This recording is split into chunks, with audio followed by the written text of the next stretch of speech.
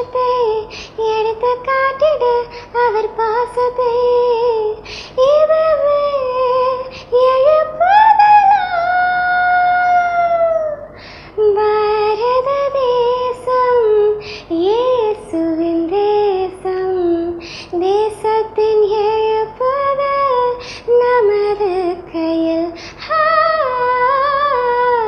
பாரத தேசம் இயேசுவின் தேசம், தேசத்தின் எழுப்புதல் நமது கையில்.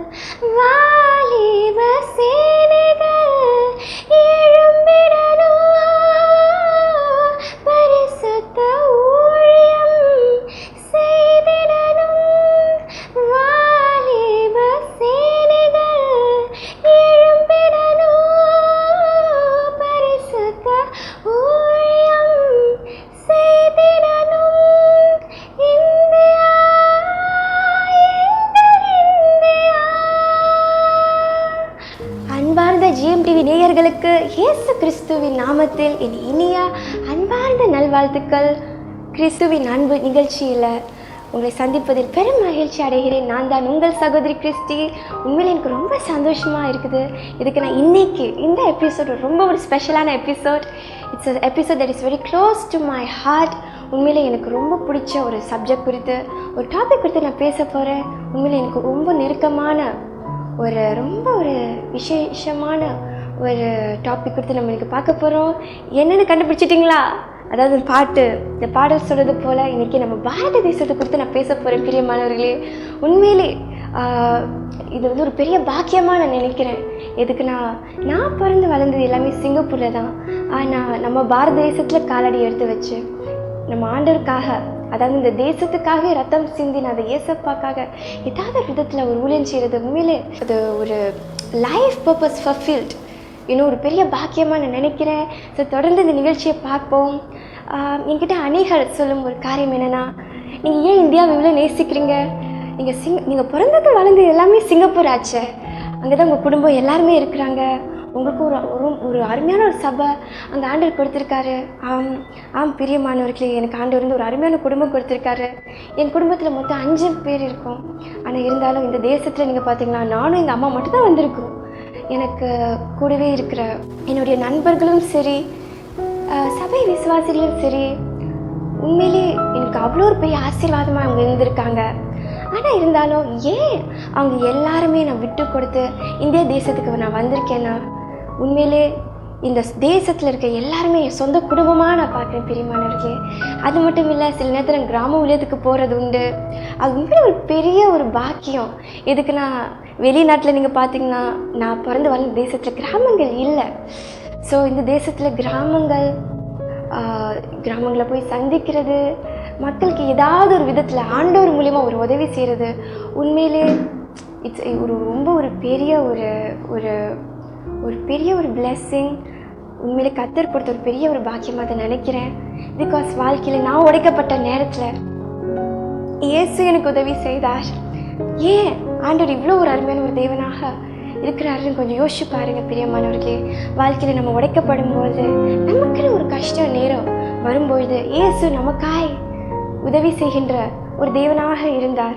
அது மட்டும் இல்லை, அவர் நம்முடைய வேதனை நேரத்தில் நம்மை உயிர்ப்பித்து நம்மளை உருவாக்கி நம்மையும் உயர்த்தி, அதே மாதிரி இன்று அவர் மூலியம் நாம் உயிரோடு இருந்து நாம் கூட மற்றவங்க கஷ்டப்படுறவங்க மக்கள் நம்ம தேசத்தில், நம்ம பட்டணத்தில், நம்ம கிராமங்களில், நம்ம தெருக்களில் எவ்வளோ மக்கள் இருக்காங்க.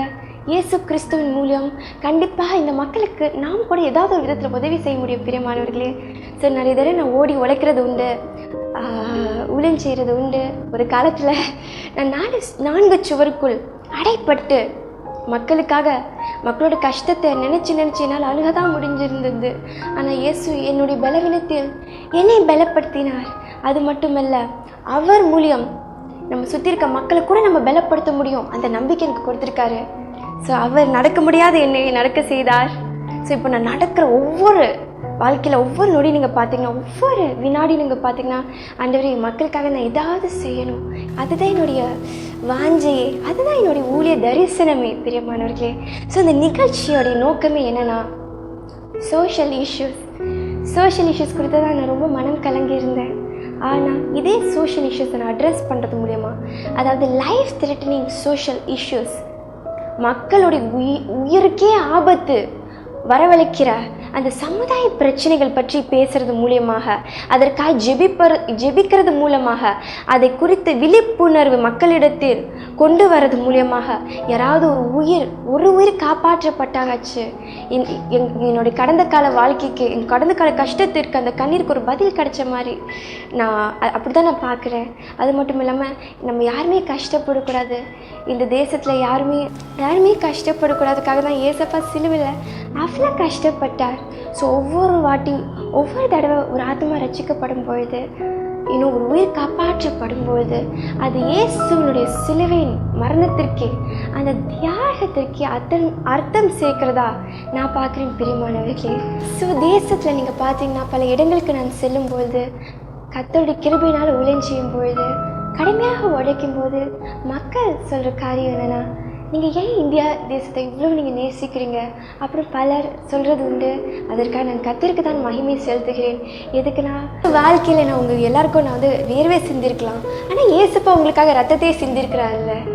ஆமீன் இல்லையா? உங்களுக்காக நான் வேர்வை சிந்திருக்கலாம், ஆனால் ஏசப்பா உங்களுக்காக ரத்தத்தையே சிந்திருக்கிறாரு இல்லையா? ஸோ என்னோடய தியாகம் எல்லாம் அந்த சிறந்த தியாகத்திற்கு முன்பதாக ஒன்றுமே இல்லை பிரியமானவர்களே. அவர் என்னிடம் அன்பு கூர்ந்ததினால்தான் அதே அன்பை பெற்றுக்கொண்ட நான், அந்த கஷ்ட நேரத்தில் உடைக்கப்பட்ட அனுபவத்தில் அந்த அன்பை பெற்றுக்கொண்ட நான் தான் அதே அன்பை கஷ்டப்படுறவங்களுக்கு பகிர்ந்து கொள்ள முடியுது. அவருக்கே எல்லா துதிகான மகிமை. ஹல்லேலூயா. எஸ், எவ்வளோ ஒரு அருமையான தெய்வம் பார்த்தீங்களா? அண்ட் இந்தியா தேசத்தை குறித்து சொல்ல வேண்டியது எவ்வளவோ இருக்குது, பல விஷயங்கள் இருக்குது. நிறைய பேர் இங்கே கேட்டிருக்காங்க, நீங்கள் உண்மையிலேயே நீங்கள் சிங்கப்பூரை நேசிக்கிறீங்களா இல்லை இந்தியா தேசத்தை நீங்கள் அவ்வளோ நேசிக்கிறீங்களா? இந்தியா தேசத்தை உங்கள் பாரதம் உங்கள் தேசம், நம்ம நாட்டு, நம்ம தமிழ்நாடுன்னு அவ்வளோ பெருமையாக நீங்கள் சொல்கிறீங்களே அப்படின்னு பலர் கேட்குறது உண்டு. அப்போ அந்த நேரத்தில் எனக்கே ஆச்சரியமாக இருக்கும் அவங்க ஆச்சரியத்தை பார்த்து. ஏன்னா அவங்க பல தடவை இந்த மாதிரி அவங்க இந்த மாதிரி கேள்விகளை கேட்கும்பொழுது எனக்கு ஒரு வசனம் எனக்கு ஞாபகத்துக்கு வரும். சங்கீதம் 34:18 வசனம் எடுத்து பார்த்தீங்கன்னா, கர்த்தர் உடைக்கப்பட்டவர்களுக்கு நெருக்கமாக இருக்கிற ஒரு தெய்வமாம். அதாவது அந்த வசனத்தில் எழுதப்பட்டிருக்கு, இயேசு நொறுங்குண்ட இதயம் உள்ளவர்களுக்கு சமீபமாக இருக்கிற ஒரு தெய்வம். எல்லாமே சொல்கிற காரியம் என்னென்னா, சிங்கப்பூரில் இல்லாத வசதியா, சிங்கப்பூர் எவ்வளோ ஒரு கஷ்டமே, ஒரு கொஞ்சம் கூட ஒரு பஞ்சமே இல்லாத ஒரு நாடாக இருக்குது. எல்லாமே பார்த்திங்கன்னா ரொம்ப சமாதானமாக இருக்கும், சந்தோஷமாக இருக்கும். இன்னும் அவ்வளோ ஒரு பணக்கார நாட்டில் அதில் கிடைக்காத சுகமாக, அதில் கிடைக்காத சந்தோஷமாக ஏன் நீங்கள் இந்தியாவை அவ்வளோ நேசிக்கிறீங்க? உங்களுக்கு உண்மையில இந்தியா பிடிச்சிருக்கா சிங்கப்பூர் பிடிச்சிருக்கா அப்படின்னு தடவை கிண்டல் பண்ணி கேள்விகளை கேட்குறது உண்டு. அந்த நேரத்தில் எனக்கே ஒரு ஆச்சரியம். ஆமாம், சிங்கப்பூர் தேசத்தில் இருக்கிற நிலைமை, அந்த தேசத்தில் இருக்க பரிசுத்தம், அந்த தேசத்தில் இருக்க கரப்ஷன் ஃப்ரீனஸ், அது எனக்கு ரொம்ப பிடிச்சிருந்துச்சு. ஆனால் ஏன் எனக்கு இந்தியா இவ்வளோ பிடிக்குது அப்படி எனக்கு ஒரு கேள்விக்குறி. அந்த நேரத்தில் என் மனசுலலாம் அந்த இந்தியா மேப் மட்டும் தாங்க இருக்கும், இந்தியா மட்டும்தான் என் மனசில் இருக்கும் அந்த நேரத்தில். அப்போ ஏன் நான் யோசிச்சு பார்க்கும்போது திடீர்னு ஆண்டரை மூலமாக பேச துவங்கினார். அதாவது நம்ம வாழ்க்கையில் நமக்கு 2 குழந்தைங்கள் இருக்கிறதுன்னு வச்சுக்கோங்க. ஒரு குழந்தை எப்போ பார்த்தாலும் சந்தோஷமாக இருக்குது, ஒரு கவலையும் இல்லாமல் கலகலன்னு சிரிச்சுட்டு இருக்கிறத பார்க்குறோம். இன்னொரு குழந்தை ரொம்ப உடைக்கப்பட்ட ஒரு நிலைமையில அழுது அப்படியே வேதனையில் துன்புறுத்தப்பட்ட ஒரு நிலைமையில் இருக்கிறத நம்ம பார்க்குறோம். கண்டிப்பாக நம்ம பிள்ளைகள் சந்தோஷமாக இருக்கிறதா நம்ம விரும்புவோம் இல்லையா? ஆனால் நீங்கள் பார்த்தீங்கன்னா ராத்திரியில் நம்ம தூங்கும் பொழுது நம்ம திடீர்னு எந்திரிச்சு எந்த குழந்தையை நோக்கி நம்ம ஓடுவோம் பிரியமானவர்களே? கண்டிப்பாக அந்த அழுது இருக்கிற பிள்ளையை நோக்கி தானே நம்ம ஓடுவோம். அதே மாதிரி எனக்கு எல்லாருமே சந்தோஷமாக இருக்கணும், எல்லா தேசமும் நல்லா இருக்கணும்னு நான் விரும்புகிறேன். ஆனால் எல்லா தேசமும் நல்லா இருக்கிறது போல் அந்த குழந்தை எவ்வளோ சந்தோஷமாக இருக்குது, அதே மாதிரி இந்த இன்னொன்று குழந்தையும் சந்தோஷமாக இருக்க தான் நான் விரும்புகிறேன். அதனால தான் என்னோடய கவனம் எல்லாம், என்னுடைய தரிசனம் எல்லாம் இந்த தேசத்து குறித்ததாக இருக்கிறது. ஏன் என்றால் எனக்குள்ளே இயேசு வாசம் செய்கிறார். அவர் ஒவ்வொரு நாளும் அவர் எவ்வளோக்கு எவ்வளோ இந்தியாவை நேசிக்கிறார் என்று எங்களுக்கு உணர்த்திட்டே வரார் பிரியமானவர்களே. எனக்கு உண்மையிலேயே வார்த்தையில் சொல்கிறதுக்கு, நான் சொன்னது போல் கடந்த கால வாழ்க்கையில் நான் பல சமுதாய பிரச்சனை கொடுத்து நான் மனம் கலங்கியிருந்தேன். அவ்வளோ ஆத்மா பாரத்தால் ரொம்ப துடிச்சு போயிட்டேன், ரொம்ப பாதிக்கப்பட்டேன். ஆண்டவர் கிருபையில் அந்த பலவீன நேரத்தில் அவர் தான் தூக்கி எடுத்து என்னை பலப்படுத்தினார். நீங்கள் கூட அநேக நேரத்தில் நீங்கள் வாட்ஸ்அப் வீடியோஸை நீங்கள் பார்த்துருக்கலாம், நியூஸ் பேப்பரை நீங்கள் படிச்சிருக்கலாம், நியூஸை நீங்கள் பார்த்துருக்கலாம், ஃபேஸ்புக்கு, அந்த இன்டர்நெட் மூலமாக பல சோக செய்திகளை நீங்கள் கூட சில நேரம் கேட்கும்போது உங்களுக்கே கஷ்டமாக இருக்கும். இந்த உலகத்தில் மனிதர்களாக நம்மளே வாழ முடியலையே. சில பேர் என்கிட்ட சொல்லியிருக்காங்க, தமிழ்நாட்டில் தமிழர்களா எங்களாலேயே வாழ முடியலையே அப்படின்னு அவங்க சொல்லும் போது எனக்கு ரொம்ப கஷ்டமாக இருக்கும். ஆனால் அந்த நேரத்தில் ஆண்டவர் என்னை ஆறுதல் படுத்துவார். ஸோ இந்த மாதிரி பல சோக செய்திகளை நம்ம கேட்குறது உண்டு. அந்த நேரத்தில் நான் சொல்லியிருந்தது போல் ஒரு 1000 மக்களுடைய வேதனையை நான் சொந்தம் போல் நான் உணர்ந்தேன். நான் ரொம்ப பாதிக்கப்பட்டேன். மக்களை காப்பாற்றி துடித்தேன். ஆனால் என்னையே நான் காப்பாற்றிக்க முடியாத நிலைமைக்கு நான் ஆளானேன். நான் முன்னாடி சொல்லியிருந்தேன் இல்லையா, ராத்திரி ஃபுல்லாக முழிச்சு கண்ணீர் சிந்தி எனக்கு ஸ்கூல் ரொம்ப பிடிக்கும். ஸோ ராத்திரி ஃபுல்லாக தூங்காமல் ஸ்கூலுக்கு ஓடி போய் நான் கடைசியில் நானே பலவீனம் அடைந்து நெஞ்சு வெளியெலாம் வந்து ரொம்ப ஒரு இக்கட்டான ஒரு சூழ்நிலைக்கு நேராக நான் கடந்து சென்றேன். அப்போது தான் இயேசு என்னை காப்பாற்றினார். நான் நடக்க முடியாத ஒரு நிலைமையில் இருந்தேன். நம்ம கஷ்டம்னு இருந்தால் மருத்துவமனைக்கு ஓடி போகலாம், இல்லை சபைக்கு நம்ம ஓடி போகலாம். ஆனால் நடக்க முடியாதவங்க என்னங்க பண்ணுவாங்க? ஆனால் நான் அவர்கிட்ட நடக்க முடியாத ஒரு நிலைமை கூட இயேசு என்னை நோக்கி நடந்து வந்தார், என்னை உயிர்ப்பித்தார். ஹல்லேலூயா! என் வாழ்க்கையில் ஒரு புதிய நம்பிக்கை அவர் அளித்தார். என் மக்களை நான் காப்பாற்றுவேன் அப்படின்னு ஆண்டவர் ஆறுதல் படுத்தினார். அவர் தான் இந்த சமுதாய பிரச்சனைக்கு சொல்யூஷனே என்று சொல்லி எனக்கு ஒரு சமாதானத்தை தந்தார். ஸோ நான் அந்த வாழ்க்கையில் நான் எப்படி ரிகவர் பண்ணேன், நீங்கள் எப்படி அதை மேற்கொண்டு வந்தீங்கன்னு பல பேர் கேட்குறது உண்டு. பல வருஷமாக நான் நியூஸ் பக்கமே நான் போகலைங்க. ஃபோன் யூஸ் பண்ணுறதில்ல, சோஷியல் மீடியா 5 வருஷமாக நான் யூஸ் பண்ணலை. ஒரு 2-3 வருஷமாக நீங்கள் பார்த்தீங்கன்னா அந்த நியூஸ் பக்கமே போகல. நியூஸ் படிக்கிறதில்ல, வாட்ஸ்அப், டிவி அது எதுவுமே கிடையாது. நீங்கள் இப்போ நம்ம டிவியை பார்த்தீங்கன்னா ஃபுல்லாக தூசியாக தான், பூரா தூசியாக தான் இருக்கும். எதுக்கு அந்த பக்கமே நம்ம போகிறதில்ல. ஸோ அதை ஏன் நான் பண்ண வேண்டியது இருந்துச்சுன்னா, எனக்கு டிப்ரெஷன், எனக்கு மன அழுத்தம் இருந்துச்சு.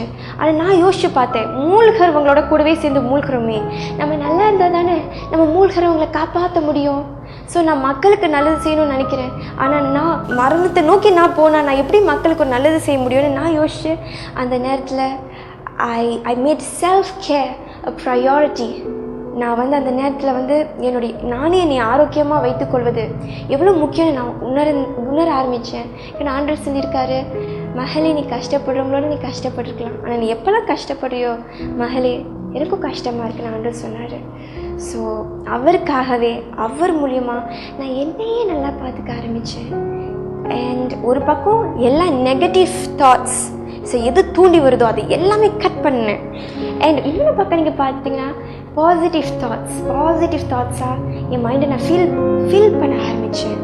நான் கொஞ்சமாக விசுவாசத்தை வளர்க்கிற, நம்பிக்கையை மூட்டுற, உற்சாகப்படுத்துகிற நல்ல போதனைகளை நான் கேட்க ஆரம்பித்தேன் பிரியமானவர்களே.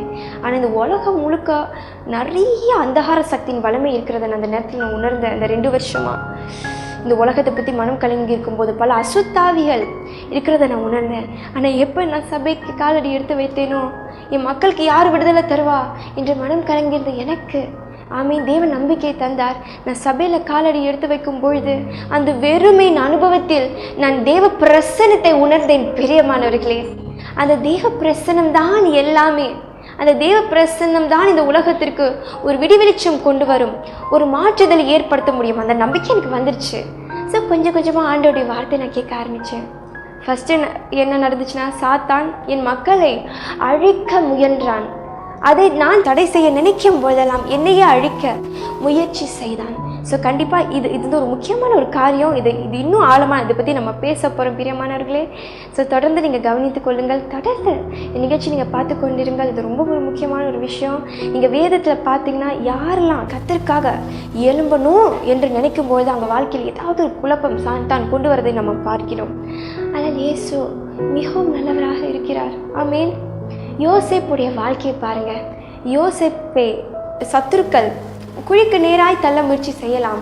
இல்லை, அவனுக்கு இருந்த அந்த தரிசனம், அந்த கனவு, அந்த தேவ திட்டம், அதை யாராலையும் குழியில் தள்ளவே முடியலன்னு நம்ம பார்க்குறோம். ஸோ அதே மாதிரி தான் நம்ம வாழ்க்கையில் சத்துருவானவன் நம்மை நொறுக்க முயற்சி செய்யலாம், நம்மளை உடைக்க முயற்சி செய்யலாம். ஆனால் கிறிஸ்து இயேசு நமக்குள்ளே இருக்கும்பொழுது கண்டிப்பாக யாராலையும் நம்மளை அழிக்கவே முடியாது பிரியமானவர்களே. ஹல்லேலூயா. எவ்வளோ உடைக்கப்பட்டாலும் மறுபடியும் நம்மளை உருவாக்க ஒருத்தர் இருக்கிறார்.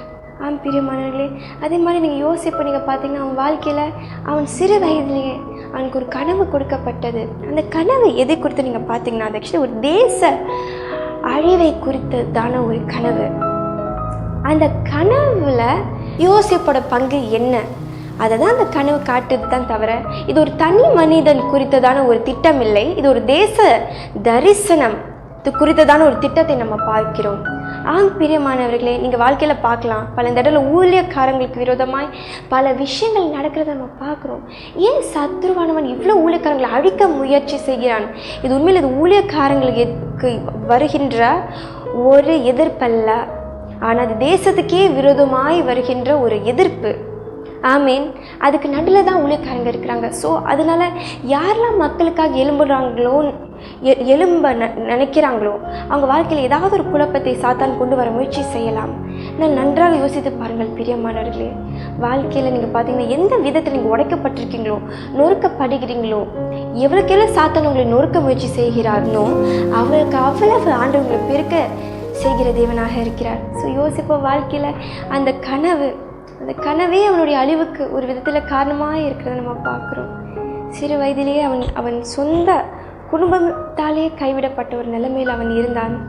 அது மட்டும் இல்லை, குழிக்கு நேராக அவங்க தள்ள முயற்சி செஞ்சாங்க. அப்போ அவனுக்கு எப்படி இருந்திருக்கும் பிரியமானவர்களே? சற்று சிந்தித்து பார்ப்போம். என் கூட இருக்கிறவங்களே நான் உயிரோடு இருக்க விரும்பலை, அவங்களே எனக்கு கொலை முயற்சி பண்ணுறாங்க. ஆமீன். நான் வாழ்கிறது யாருக்குமே பிடிக்கலன்னு நான் ஏன் வாழணும்? பல தடவை அவங்க மனசில் அந்த கேள்விகள் இருந்திருக்கலாம் பிரியமானவர்களே. ஆனால் அந்த நேரத்தில் கூட நீங்கள் பார்த்தீங்கன்னா அழிவுக்கு நேராய் தள்ள முயற்சி செய்தார்கள், கொலை முயற்சி செய்தார்கள். ஆனால் இருந்தாலும் மனிதர்கள் கைவிட்டாலும் தேவன் யோசேப்பை கைவிடலை பிரியமானவர்களே. அதனால அந்த பார்த்தீங்கன்னா முதல்ல வந்து கொலை முயற்சி பண்ண வந்தாங்க, ஆனால் அது முடியலன்னு they sold him to slavery. அவங்க உடனே ஒரு அடிமையாக அவனை அப்படியே கைவிட்டுட்டாங்க. ஸோ அதனால நீங்கள் பார்த்தீங்கன்னா சொந்த தேசத்துல இருந்து அவன் விலக்கப்பட்ட ஒரு சூழ்நிலைக்கு நேராக யோசேப்பு கடந்து சென்றான். அவன் மிகவும் நேசிக்கின்ற அவனுடைய தகப்பனாரை விட்டு பிரிந்து சென்றான். அவன் வாழ்க்கையில் யாருமே இல்லை, மொழி பாஷை தெரியாத ஒரு தேசத்தில் திணறி நின்றான் என்பதை நம்ம பார்க்கிறோம். அது மட்டும் இல்லாமல் அந்த காலத்தில் ஸ்லேவரினா ரொம்ப ஒரு கொடூரமான ஒரு விஷயம். இந்த காலத்தில் இருக்க கூலி வேலை மாதிரிலாம் இல்லை. உங்களை விற்கும்பொழுது உங்களை மனிதர்களாகவே அவங்க பார்க்க மாட்டாங்க, ஒரு பொருள் மாதிரி தான் உங்களை ட்ரீட் பண்ணுவாங்க.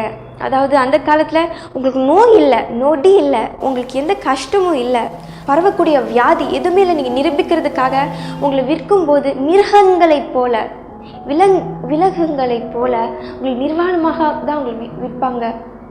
அது உண்மையிலே ஒரு சோகத்துக்குரிய காரியம். அந்த நேரத்தில் ஒன்றுமே இல்லாத ஒரு சூழ்நிலை தான் யோசிப்பு இருந்தான். அவனுக்கு இருந்த எல்லாவற்றையும் அவன் இழந்தான் என்பதை நம்ம பார்க்கிறோம். ஆனால் அடுத்த வசனத்தில் நம்ம பார்க்குறோம். அதே வசனத்தில் அடுத்த வசனம் நீங்கள் பார்த்தீங்கன்னா ஆங்கிலத்தில் அழகாக போடப்பட்டிருக்கு பிரியமானவர்களே. And the Lord was with Joseph. The Lord was with Joseph and he was a prosperous man. இயேசு தேவன் ஆண்டவர் யோசேப்போடன் இருந்ததனால் அவன் ஒரு செழிப்புள்ள மனிதனாக இருந்தான் என்பதை நம்ம பார்க்குறோம். அதாவது உண்மையிலே நம்ம வாழ்க்கையில் உண்மையான வெற்றி என்னதென்றால் ஆமீன், அது கிறிஸ்து இயேசு நம்ம கூட இருக்கிறதா உண்மையான வெற்றி. உங்கள் வாழ்க்கையில் நீங்கள் எல்லாமே இழந்திருக்கலாம், ஆனால் இயேசப்பா அவங்க கூட இருக்கும்பொழுது நீங்கள் கவலைப்படாதீங்க. ஒரு குறையும் இல்லாமல் உங்களை நல்லா பார்த்துக்க ஒரு நல்ல மேய்ப்பர் இருக்கின்றார் பிரியமானவர்களே.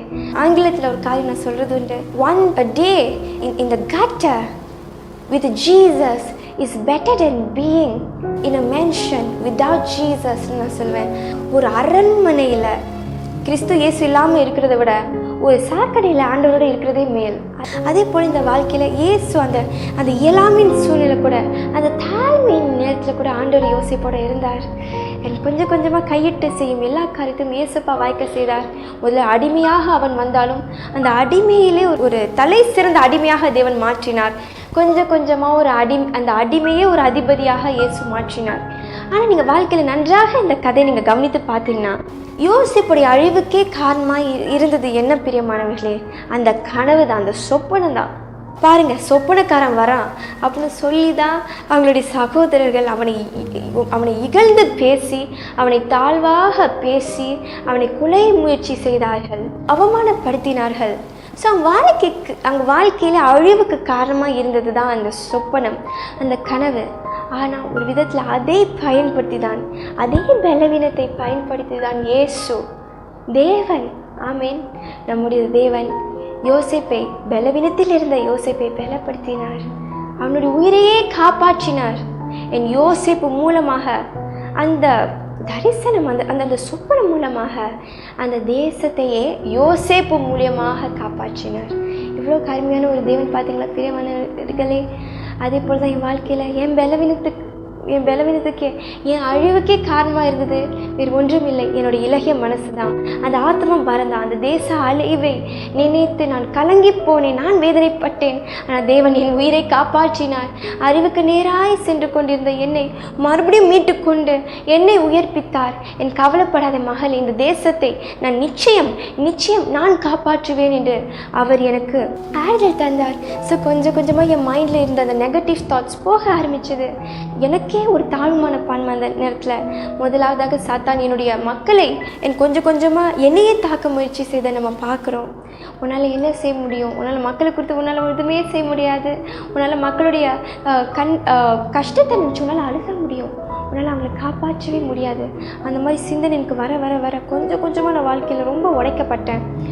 ஆனால் இயேசு அவர் அவர் வாக்குரைத்த அந்த நல்வார்த்தையை ஆமேன் நிறைவேறும் வரை நிச்சயம் நம்மை கைவிட மாட்டார். எங்கள் அம்மா என்னை உற்சாகப்படுத்த எனக்காய் ஜெபிக்க ஆமேன் எனக்கே என் மீது நம்பிக்கை இல்லாத போது கூட இயேசு என் மீது நம்பிக்கை வைத்தார். நான் இயேசு மீது நம்பிக்கை வைத்தேன். அவர் என்னை உருவாக்கினார். ஆனால் அந்த 2 வருஷம் நான் வாழ்க்கையில் பாடவே இல்லைங்க. சரீர அளவில் ரொம்ப பாதிக்கப்பட்டனால என்னால் அவ்வளோ பேச முடியாத ஒரு சூழ்நிலை நான் இருந்தேன். ஆனால் கொஞ்சம் நான் சரீர அளவில் பலனடைந்த நேரம் எல்லாம் நீங்கள் பார்த்தீங்கன்னா, first my physical wellbeing was my obstacle. என்னுடைய சரீரமே எனக்கு ஒரு முதல் தடையாக இருந்துச்சு. அந்த தடையை இயேசு உடைத்தும்.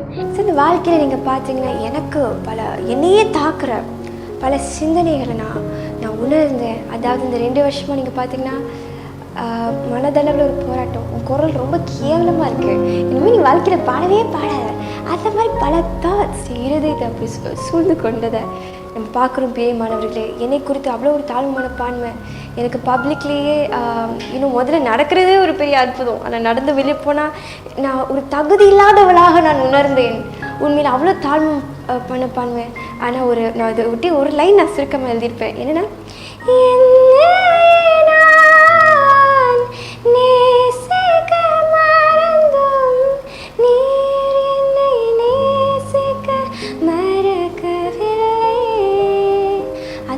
வாழ்க்கையில் பார்த்தீங்கன்னா என்னையே நான் நேசிக்க முடியாத ஒரு நிலைமையில் இருந்தோம். இயேசு என்னை நேசிக்க மறக்கல பிரியமானவர்களே. ஸோ அந்த நேரத்தில் எனக்கு பல நெகட்டிவ் தாட்ஸ் வந்தது இல்லையா? ஸோ அந்த எல்லா நெகட்டிவ் தாட்ஸையும் நான் கட் பண்ணி, சில நேரத்தில் உங்கள் வாழ்க்கையில் உங்களை டிஸ்கரேஜ் பண்ணுறதுக்கே பல மக்கள் வருவாங்க. யோசிப்பு கூடன்னு சொல்லுங்க. இயேசு கிறிஸ்து பாருங்கள், அவருடைய வளர்ச்சியை பிடிக்காத பல மக்கள் இன்னும் சில நேரத்தில் அவரை தாழ்த்த முயற்சி செய்வதை நம்ம பார்க்குறோம். கவலைப்படாதீங்க பிரியமானவர்களே, கவலைப்படாதீர்கள். இயேசு ஒரு நல்ல ஒரு தேவனாக இருக்கிறார். ஹல்லேலூயா. ஒருத்தவங்க நம்மளை அவதூறாய் நடத்துவது அது நம்ம குறை இல்லை, அது அவங்களோட குறை. தேவன் அன்பாகவே இருக்கிறார். ஸோ தேவன் யாருக்குள்ளே தேவன் இல்லையோ அவங்க கண்டிப்பாக அன்பை அவங்களால காட்ட முடியாது, அது அவங்க குறை. ஸோ நீங்கள் கவலைப்படாதீங்க. ஸோ நான் எப்போவுமே சொல்லிருக்காரு என்னென்னா, குறை உள்ள இந்த சமுதாயம் தான் குறை சொல்கின்றது. குறையே இல்லாத இயேசுப்பை பாருங்கள், குறை உள்ள மனிதரை அவர் அரவணைக்கிறார். அவர்களுடைய குறைவிலேயே நிறைவாக்குகின்ற ஒரு தேவனாக இருக்கிறார். இன்னும் ஒரு அன்பான ஒரு தேவன் இல்லையா? ஸோ நீங்கள் கவலைப்படாதீங்க. ஸோ வாழ்க்கையில் எனக்கு எப்போல்லாம் அந்த நெகட்டிவ் தாட்ஸ் வருதோ அந்த நேரத்தில் இதை தாங்க முடியாமல் பல பேர் தற்கொலை முயற்சி செய்கிறத நம்ம பார்க்குறோம். ஆனால் ஏசப்போடைய வார்த்தை தான் எனக்கு உயிர் கொடுத்துச்சு பிரியமானவர்களே. அந்த நேரத்தில் இக்கட்டான சூழ்நிலை நமக்கு ஆரம்ப நாட்களில் எப்படி பைபிள் வாசிக்கிறது, எப்படி வேதம் வாசிக்கிறது நமக்கு தெரியாமல் இருக்கும். ஆனால் நான் சொல்கிறேன், இதுதான் சொல்யூஷனே, இதுதான் எல்லாத்துக்குமே தீர்வே. அது வந்து ஒரு ஜீவனுள்ள சாட்சியாக நான் சொல்கிறேன் பிரியமானவர்களே. இது மட்டும் இல்லைன்னா என் வாழ்க்கையில் எப்பயும் நான் இறந்துருப்பேன். ஆமீன். ஆனால் கர்த்தர் இயேசு நல்லவர். முதலாவதாக நான் வந்து ஆராதனை பாடலை கேட்க ஆரம்பித்தேன் பிரியமானவர்களே. ஸோ ஒவ்வொரு வாட்டி சாத்தான் சொல்லுவான், உன்னால் நடக்கவே முடியாது. அப்போ நான் பாட்டை கேட்பேன். அவர் என்னோடு இருந்தால் நான் ஒரு சேனைக்குள் பாய்வேன், அவர் என்னோடு இருந்தால் நான் ஒரு மதிலை தாண்டுவேன். ஹல்லேலூயா. 1000 பிரச்சனைகள் என்னை சூழ்ந்து கொண்டிருக்கிறத உணரும்போது, 1000 சத்துருக்கள் என்னுடன் போராடி கொண்டிருக்கிறத நான் உணரும்போது, ஒரு அருமையான ஒரு பாடல் வரி என்னன்னா, 1000 என்னோடு போரிட்டாலும் என்னை மேற்கொள்ளும் அதிகாரம் பெறவில்லையே, 1000 என்னோடு போரிட்டாலும் என்னை மேற்கொள்ளும் அதிகாரம் பெறவில்லையே, கிருபையினால் என்னை மூடிக்கொண்டீர், நான் தள்ளுண்ட இடங்களில் உயர்த்தி வைத்தீர், நான் தள்ளப்படும் போதெல்லாம், நான் நொறுக்கப்படும் போதெல்லாம் இயேசு என்னோடு இருந்தார், எல்லாமே முடிந்தது என்று நான் நினைக்கும் போதெல்லாம் அமீன், ஆனாலும் நீங்கள் என்னை கண்ட விதம் பெரியது. இந்த மாதிரி வசனங்கள், இந்த மாதிரி வார்த்தைகள் மூலியமாக நான் கொஞ்சம் கொஞ்சமாக வேதத்தையே வாசிக்க ஆரம்பித்தேன். முதலாவதாக இந்த ஆராதனை பாடல்கள் சாதாரண பாடல்கள் இல்லை பிரியமானவர்களே. they do not just sound good. கேட்குறதுக்கு நல்லா இருக்கும். ஆனால் அதுக்கு மேலே நீங்கள் பார்த்தீங்கன்னா ஆராதனை பாடலில் ஒரு விசேஷத்தை அபிஷேகம் இருக்கிறத நம்ம பார்க்குறோம். அவங்க they do not just sound good but they do good in our lives. அவங்க கேட்குறதுக்கும் நல்லா இருக்கும். ஆனால் உங்கள் வாழ்க்கையில் நன்மை செய்யவே நம் தேவனை ஆராதிக்கிறோம். ஆராதனை பாடலில் இருப்பதை நம்ம பார்க்குறோம். சரி, வாழ்க்கையில் நடக்க முடியாத சூழ்நிலை இருந்தேன். அதை நான் ஒரு படி கூட எடுத்து வைக்க முடியுமான்னு நான் ஏங்கிட்டு இருந்தேன். ஆனால் நான் சொன்ன மாதிரி நான் ஏசப்பா கிட்ட ஆண்டவரை நோக்கி நான் நடக்க முடியாட்டியும் ஆண்டவர் எப்படி தம்மை வாழ்க்கையில் அற்புதத்தை செய்தால், அந்த நேரத்தில் இந்த நெஞ்சு வலியோட கொஞ்சம் கொஞ்சமாக தத்தளிச்சு நான் ஸ்பீக்கர் பக்கத்தில், என் வீட்டில் இருக்க ஸ்பீக்கர் பக்கத்தில் நான் உட்கார்ந்தேன் பிரியமானவர்களே. அப்போ எங்கள் அம்மா ஆல்பம் கிறிஸ்துவ பாடலை போட ஆரம்பித்தாங்க. அதில் ஆண்டவர் பாட்டு கேட்கும்பொழுது முதல்ல எனக்கு புரியல, ஏன் இவ்வளோ மகிழ்ச்சியாக இருக்காங்க, ஏன் இவ்வளோ கொண்டாடுறாங்க, ஏன் இப்படி நடனம் ஆடுறாங்க, அவங்களுக்கு என்ன ஆச்சு. ஆரம்ப நாட்களில் என்னது வெறுமை அனுபவத்தில் எனக்கு புரியல. எதுக்குன்னா அந்த சந்தோஷத்தை நான் பெற்றுக்கொள்ளவில்லை பிரியமானவர்களே. ஆனால் அந்த நேரத்தில் நான் உட்கார்ந்து கொண்டிருக்கும்போது அந்த ஆராதனை பாடல்கள் நான் கேட்கும்பொழுது திடீர்னு எனக்குள்ளார ஒரு மகா பெரிய அபிஷேகம் இறங்குனதை நான் உணர்ந்தேன். இத்தனை நாட்கள் அந்த அசுத்தாவியோட பிரசனம் ஆனால் என்னை எதிர்த்து வருகிறதை நான் உணர்ந்தேன். என் மக்களை எதிர்த்து வருவதை நான் உணர்ந்தேன். எப்போ அந்த பாடலை கேட்க ஆரம்பிச்சனோ உடனே அந்த இருளாம் அகன்றி தேவனுடைய அந்த பிரசனம் என்னை சூழ்ந்து கொண்டது போல நான் உணர்வு ஏற்பட்டது. நான் தேவ பிரசனத்தை உணர ஆரம்பித்தேன். அந்த அபிஷேகம் எனக்குள்ளே இறங்க நடக்க முடியாத அந்த நாள் இன்னைக்கு வரைக்கும் எனக்கு ஞாபகம் இருக்குது. என்னால் நடக்க முடியாமல் இருந்தாலும் அந்த நேரத்தில் அபிஷேகம் நினச்சி நான் அந்நிய பாஷையில் பேச துவங்கினேன். அந்த பாடலுடன் பாட ஆரம்பித்தேன். கொஞ்சம் கொஞ்சமாக பாட அபிஷேகம் நினச்சி நானும் கூடவே சேர்ந்து பாட ஐயோ ஏசப்பா, நடக்க முடியாத நான் துள்ளி குதிச்சு அபிஷேகம் நிறைஞ்சு நடனம் ஆட ஆரம்பித்தேன்.